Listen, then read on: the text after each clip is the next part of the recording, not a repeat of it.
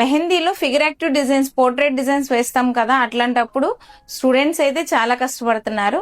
So simple గా ఒక చిన్న లాజిక్ తో చేస్తాము. ఇట్లా మనం జిరాక్స్ పేపర్ ఒకటి తీసుకోండి, ఏ డిజైన్ అయితే అది, ఒక జెల్ అండ్ పెన్, కార్బన్.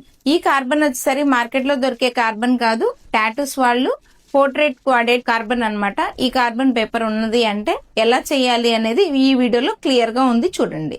మీకు ఈ వీడియోలో చూపించినట్టు ఫస్ట్ ఆఫ్ ఆల్ ఆ జిరాక్స్ పేపర్ ని మనం డ్రా చేసేసుకున్నాక ఎక్కడైతే మనం మెహందీ వేయాలి అనుకుంటున్నామో ఆ ప్లేస్ లో ఈ డిజైన్ దగ్గర సైజ్ లో జెల్ అప్లై చేయండి. ఆ జెల్ అప్లై చేసిన తర్వాత ఆ జెల్ మీదే మనం ఈ జిరాక్స్ పేపర్ ని టై చేయండి. చేసి రిమూవ్ చేసిన తర్వాత ప్రింట్ చూసారా వీడియోలో ఎంత క్లియర్ గా పడిపోయిందో. దాని తర్వాత మనం డిజైన్ ఎలా కావాలంటే అలా గీసేసుకోవచ్చు అనమాట.